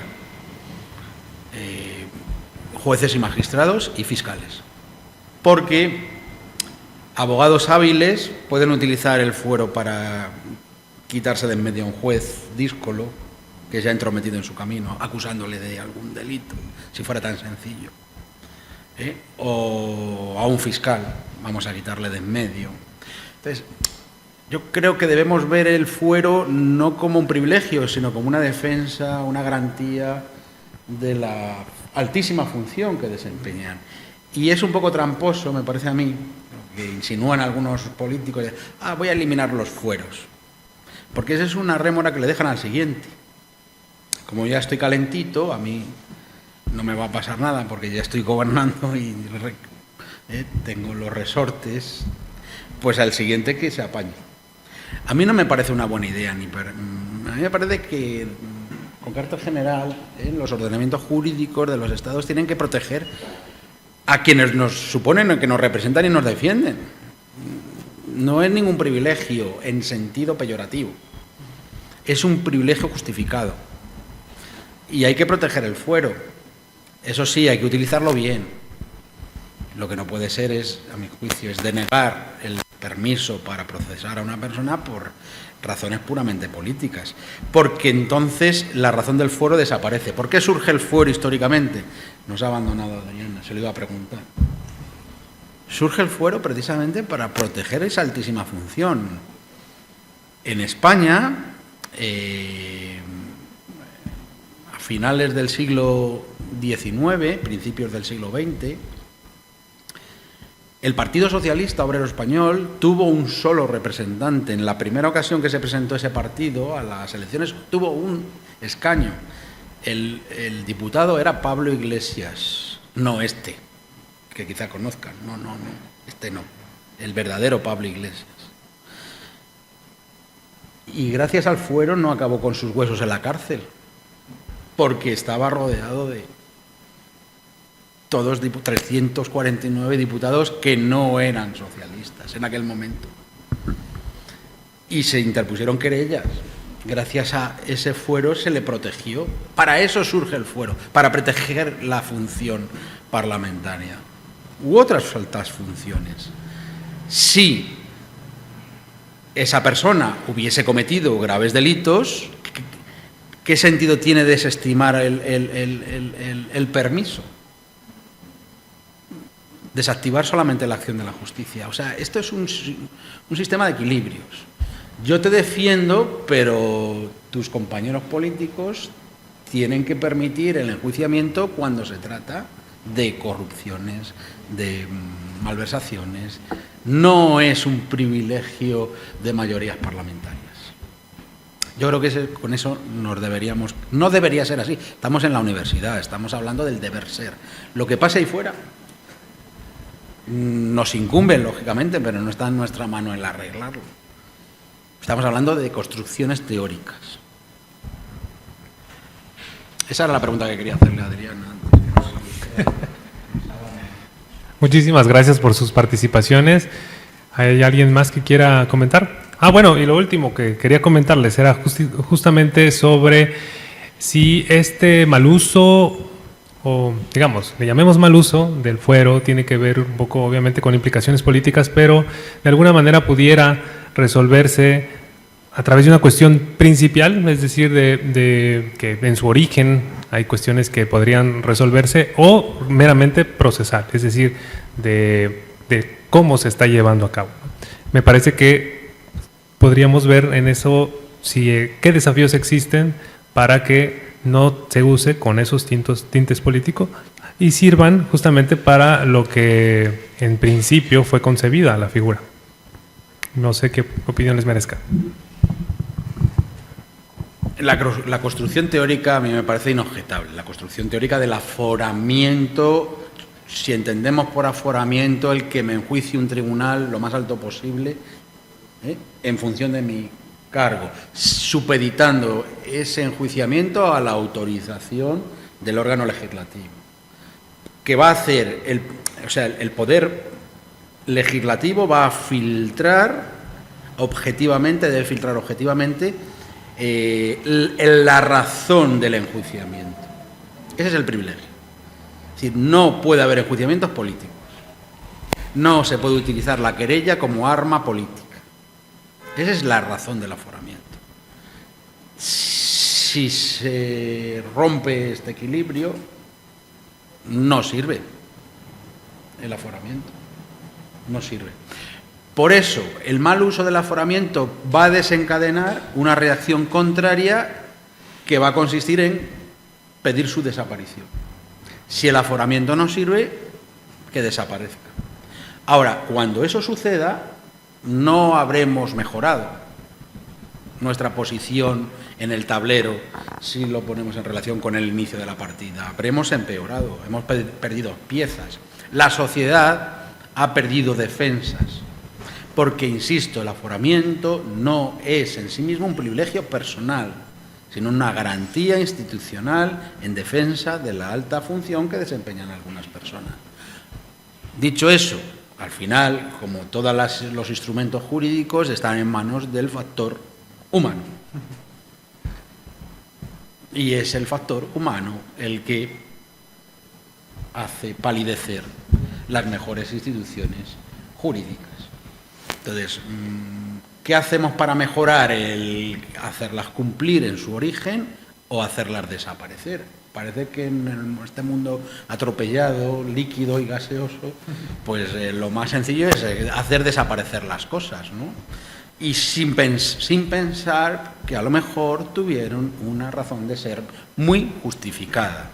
Y hay que, lo que yo decía ayer, hay que modificar esto, no, vamos a cumplir la institución en sus propios términos, con su filosofía, con sus principios, con sus orígenes.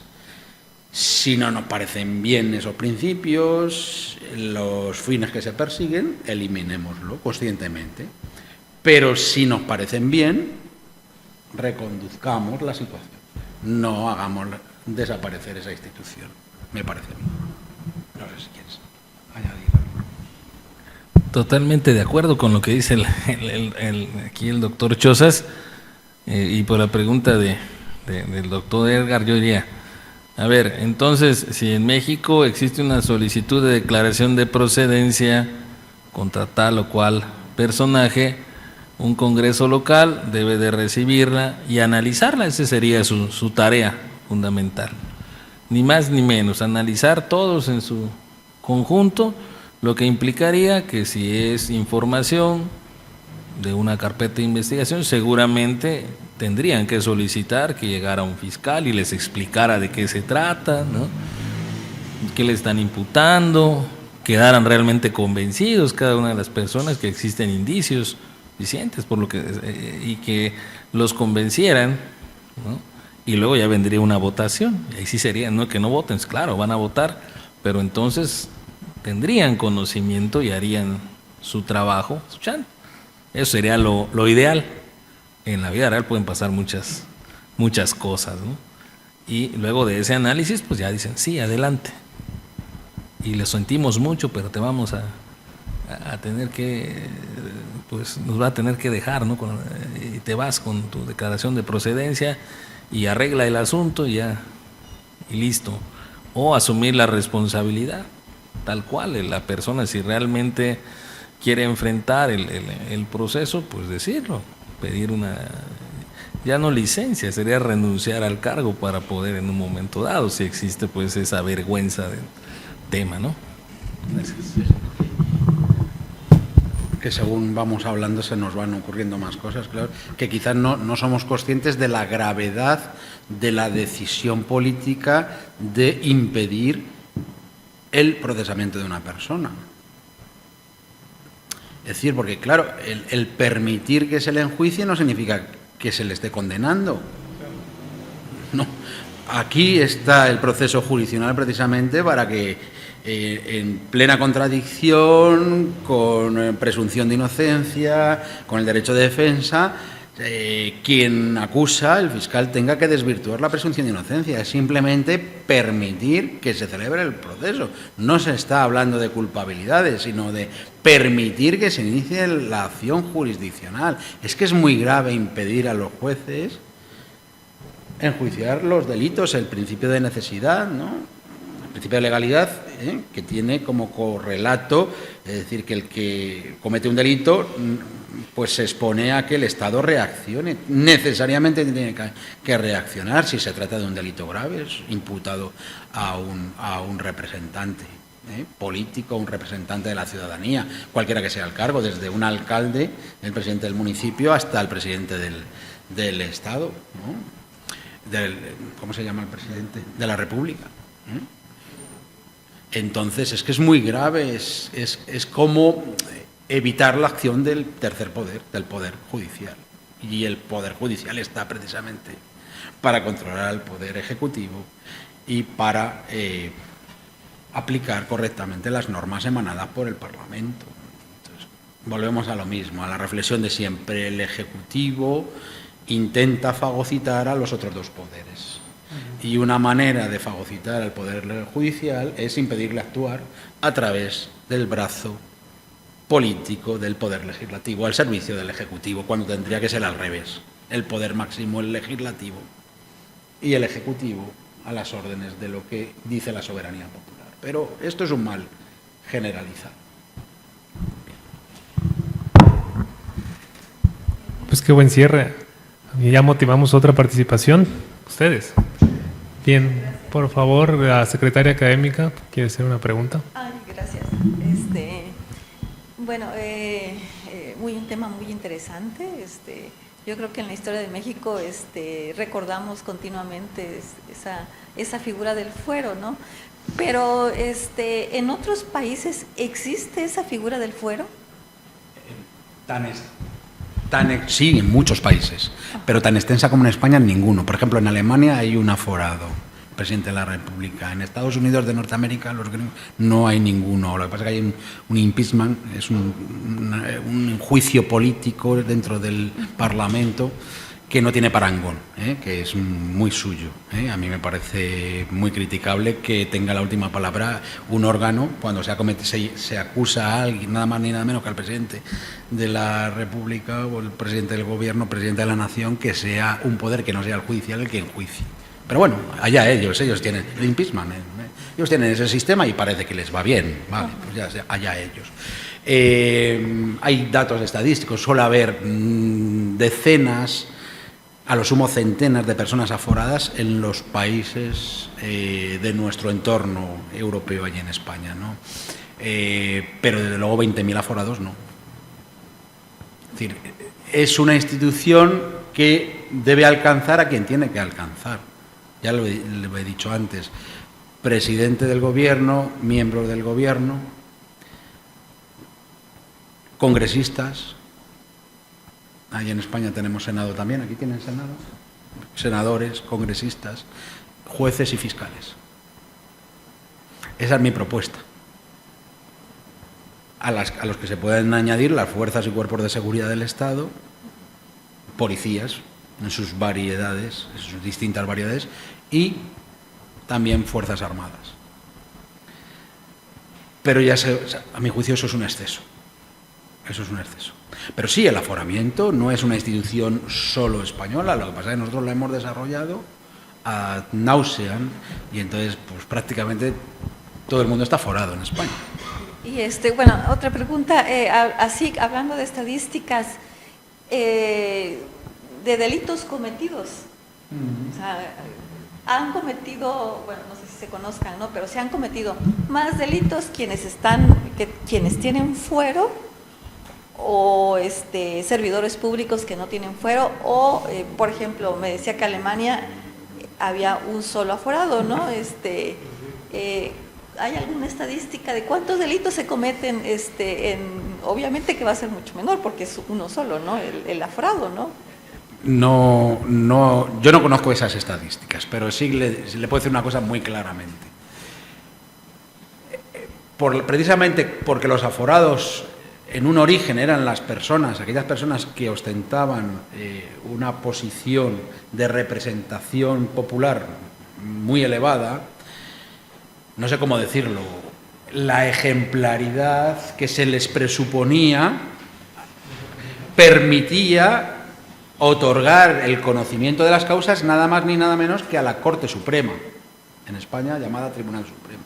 Es decir, como son tan pocos los delitos que el presidente del gobierno y los ministros y los representantes del pueblo van a cometer, porque es impensable, por eso son los representantes del pueblo, por eso son intachables, estamos hablando de una sociedad decimonónica. Para el legislador de aquella época, que es el inventor, el posneoliberalismo, inventan el aforamiento para proteger la función, no pensaban en que nuestros representantes iban a ser delincuentes habituales. Entonces, con eso ya estoy aproximándome a la respuesta, ¿no? Claro, les decía antes, es muy criticable lo que hace el tribunal, porque no he descendido al detalle, pero para poner un ejemplo, ya tenemos 5 minutitos más. ¿Qué es lo que está haciendo? En pandemia ha habido muchas acusaciones de delitos atribuidos a miembros del gobierno. Compra masiva de cubrebocas a precios astronómicos, a empresas que se han formado de la noche a la mañana para hacer negocio y bajo el paraguas de la urgencia asignar contratos a personas cercanas. Yo no digo que eso se haya producido, pero al menos se ha denunciado.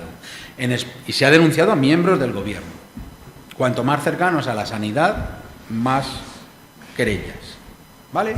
Entonces, se interpone la querella ante quién. Dice la Constitución española muy claramente: los delitos cometidos por el presidente del gobierno y los miembros del gobierno conocerá exclusivamente la Sala Segunda del Tribunal Supremo. ¿Qué han hecho los denunciantes y los querellantes? Tribunal Supremo, querella. ¿Qué es lo que hace el Tribunal Supremo?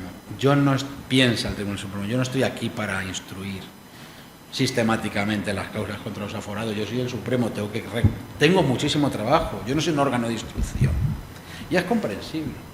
Y dice, no puedo decir otra cosa, soy competente, nada más ni nada menos que la Constitución me atribuye competencia objetiva por razón de aforamiento, pero no puedo instruir. Y nos preguntamos a algunos, y entonces, si no es función del Tribunal Supremo instruir en estos casos, ¿quién instruye? Dice el Supremo. Pues los órganos inferiores, cuando investiguen un poquito más este asunto, porque lo que hacen los denunciantes y querellantes es presentar como principio de prueba recortes de periódicos. Entonces, esto no me vale, esto que lo instruya un juez de instrucción y cuando esté ya dado forma, donde verdaderamente ya haya más que indicios contra el ministro de Sanidad, por ejemplo, yo asumo la competencia del aforamiento. Y algunos nos preguntamos, ¿y eso dónde está dicho? ¿Y eso dónde está dicho? ¿En qué ley está dicho que el Supremo puede delegar, en lo que yo he denominado aquí competencia vicaria? Es decir, yo delego vicariamente en el juez de instrucción de Madrid, al que le corresponda por turno de reparto, que investigue, y cuando ya esté investigado, yo ya veré si en juicio o no. ¿Por qué? Porque el Supremo tiene razón al pensar que no está ahí para instruir, para investigar, él está para enjuiciar, para enjuiciar fundamentalmente los recursos de casación. Pero lamentablemente el legislador en su momento y el constituyente le ha atribuido esa función y no dice instruirá un juez de instrucción y enjuiciará el Tribunal Supremo, dice que instruirá y enjuiciará el Tribunal Supremo. El Supremo no quiere investigar porque dice que esa no es su función. ¿Eso dónde está dicho? En ningún sitio. ¿Cómo se llama esa interpretación del Tribunal Supremo? Interpretación contra el eje. Nada más ni nada menos que contra la Constitución. Entonces, bueno, pues si todo tiene su porqué y todos tienen sus razones. Ahora, si no está de acuerdo el Tribunal Supremo en eso, pues que convenzan los magistrados del Tribunal Supremo a los miembros del Gobierno de que hay que iniciar una reforma constitucional y hay que cambiar la regulación del aforamiento en el sentido de que la instrucción le corresponda a otros tribunales y solo el enjuiciamiento le siga correspondiendo al Tribunal Supremo. Pero aquí queremos cambiar las cosas porque no hay mayorías parlamentarias en estos momentos para eso. Queremos cambiar la Constitución por la puerta de atrás, con una interpretación contraria a la Constitución. Entonces, respondiendo a la pregunta, ¿hay estadísticas? No, pero pronto las habrá y hay, desgraciadamente, cientos de casos y terminarán siendo miles. Porque hace 150 años a nadie se le pasaba por la imaginación que el presidente del Gobierno pudiera delinquir. Ahora no lo sé. Y si se interpone una querella muy bien fundamentada contra el presidente del Gobierno de España, pues a mi juicio, salvo que los hechos sean totalmente inverosímiles o que esos hechos no encajen en el Código Penal, no le cabe otra al Tribunal Supremo que admitir a trámite esa querella, que no significa ninguna condena, sino que debe comenzar una investigación. ¿Y quién debe comenzar la investigación? El Tribunal Supremo. ¿Cómo? A través de la designación de un magistrado ad hoc que investigue y que cuando termine la investigación, si abre el juicio oral, que se deshaga de la causa y sean otros magistrados los que formen la sala, para evitar la figura del juez prevenido. Eso es lo que marca la Constitución española. Y eso ha pasado con el caso del procés catalán. Se nombró un magistrado ad hoc, el magistrado Llarena, para que investigara las causas. Sin ningún problema, inmediatamente. Ahí no ha habido ningún problema. Y luego ha habido un enjuiciamiento, y luego ha habido unos indultos, y hay otros que están todavía eludiendo la acción de la justicia y ahora están poniendo presidente del Gobierno. Los delincuentes están poniendo presidente del Gobierno en España. Es muy triste, pero es así. Entonces, estadísticas las habrá. Y desde luego era impensable que nuestros altos representantes potencialmente estén en tela de juicio porque hay muchas denuncias y muchas querellas. ¿Que muchas sean infundadas? Puede ser. Pero desgraciadamente algunas otras tienen bastante sustento. Muchas gracias. Pues muchas gracias. Nos quedamos con las reflexiones que han hecho los dos integrantes de este panel, digamos, el doctor Manuel Ocampo y el doctor Chozas. Agradecemos mucho su participación. Les brindemos un aplauso, por favor.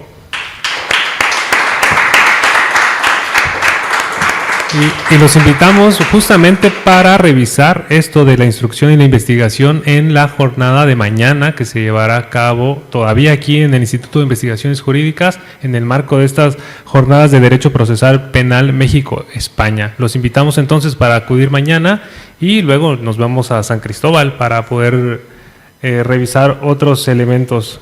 Les agradecemos su compañía. Muchas gracias.